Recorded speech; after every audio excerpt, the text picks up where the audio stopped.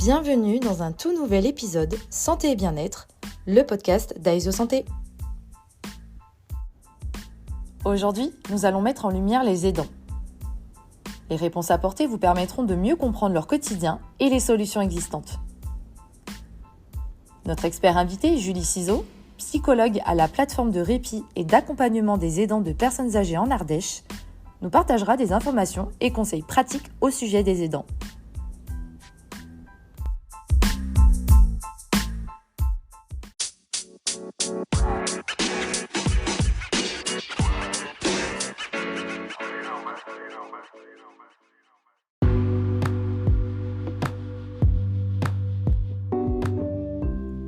Bonjour Julie et merci d'avoir répondu à cette invitation.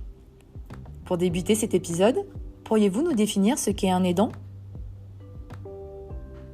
Le terme aidant désigne une personne qui vient en aide à une personne malade, en situation de perte d'autonomie, de dépendance ou encore de handicap, qu'elle fasse partie de son entourage proche ou qu'elle soit choisie par la personne elle-même.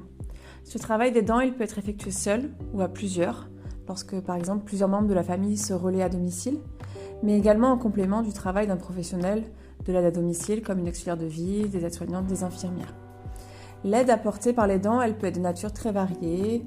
C'est de l'aide administrative, pour faire les courses, le ménage, pour coordonner les professionnels qui interviennent à domicile, mettre en place de l'aide au repas ou à la toilette, du soutien psychologique. Souvent, cette aide, elle évolue avec le temps. Elle passe d'une aide ponctuelle à une aide régulière, voire même permanente. Cette évolution, parfois, elle est lente, et elle explique que l'aidant ne prend pas toujours conscience de la nécessité de prendre soin de lui, l'importance de s'appuyer sur des professionnels. Et encore trop souvent, les aidants ne se reconnaissent pas sous cette appellation. Ils sont avant tout pour eux conjoints, parents ou même enfants de la personne accompagnée. Cette aide, elle est donc pour eux naturelle. Merci Julie pour cette réponse très complète. Et quel est le quotidien d'un aidant et quels sont les problèmes rencontrés ? L'aidant, il fournit une aide dans les activités de la vie quotidienne. C'est un soutien moral, un soutien financier pour son proche. Il est parfois sollicité de jour, mais également de nuit, par la personne qui l'accompagne. Il est dans l'angoisse constante qu'il se passe quelque chose pour lui. Ce rôle, il peut donc le conduire à modifier son mode de vie, même négliger sa propre santé, en mettant de côté ses rendez-vous médicaux par exemple. Le maintien à domicile de la personne, il repose souvent sur l'aidant, qu'il est constitué un relais par des professionnels à domicile ou pas.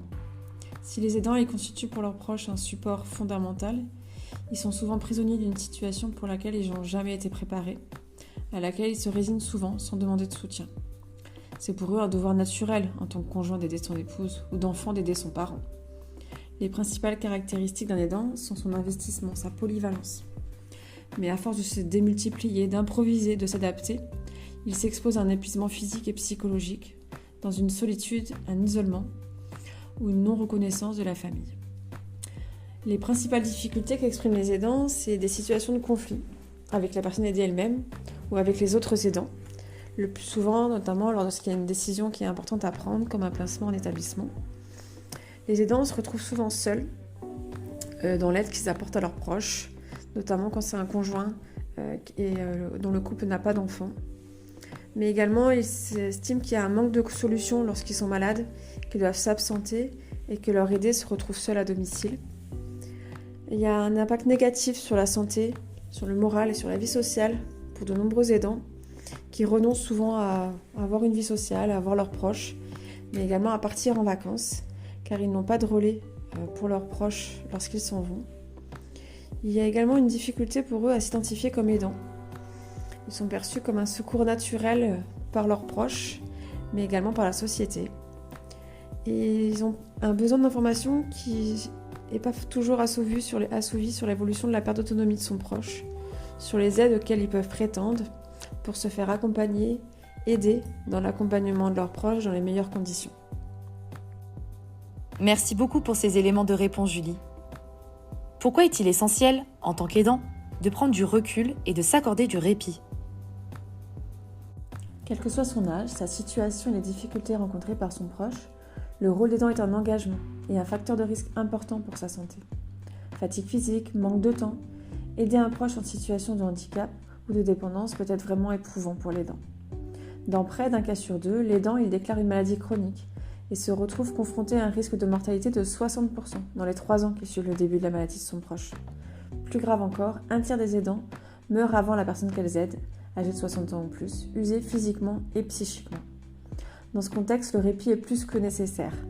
Il permet de disposer de temps pour soi, un temps dont peut disposer librement l'aidant, tranquillement, sachant son proche accompagné par des personnes compétentes, de confiance.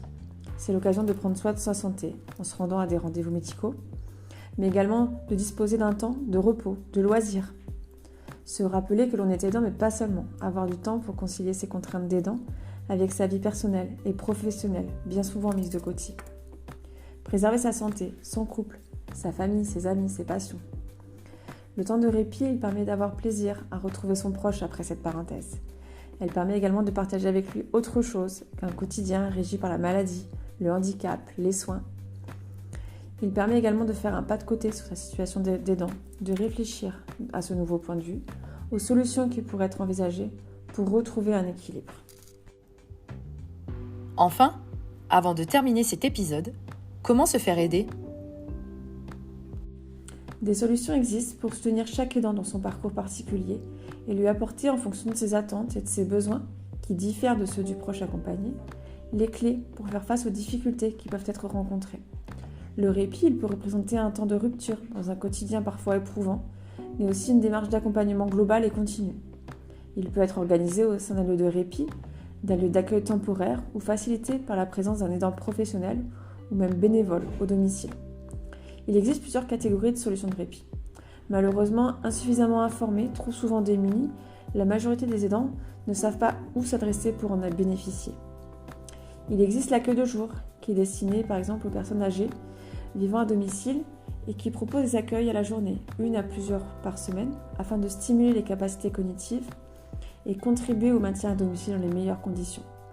L'aidant a ainsi l'occasion de disposer d'un temps de répit pour soi, pour prendre soin de lui, de sa santé, et réaliser ses activités. L'hébergement temporaire, quant à lui, il offre la possibilité aux personnes en difficulté à domicile d'être accueillies plusieurs jours, voire plusieurs mois, par des professionnels en établissement médico-social. Il peut être nécessaire lors de l'hospitalisation de l'aidant ou même organisé afin de permettre à l'aidant de s'accorder des vacances. L'accompagnement par un tiers peut également s'organiser à domicile avec un ou plusieurs intervenants professionnels, par exemple avec un service d'aide à domicile qui peut intervenir auprès de la personne en difficulté à domicile une à plusieurs fois par jour pour l'aider dans les actes de la vie quotidienne, comme les soins de nursing, les repas ou encore les temps de loisirs. Il existe aussi le congé du proche aidant, qui permet à l'aidant de compenser financièrement lorsqu'il prend des congés professionnels pour s'occuper de son proche. Le statut d'aidant tend à être de plus en plus reconnu et encadré par la loi au cours des années. Enfin, les plateformes de répit sont un formidable relais pour les aidants, où ils peuvent y retrouver du soutien, des informations et des conseils dans l'accompagnement de leurs proches. Partager des temps de rencontre avec des aidants qui vivent des quotidiens semblables, ou encore bénéficier de formations pour mieux comprendre et accompagner son proche au quotidien. Elle propose également des ateliers de bien-être, de convivialité, de partage, prendre conscience de son rôle d'aidant et de l'importance d'être soutenu et accompagné pour le réaliser dans les meilleures conditions. Nous vous remercions Julie pour cette intervention très enrichissante.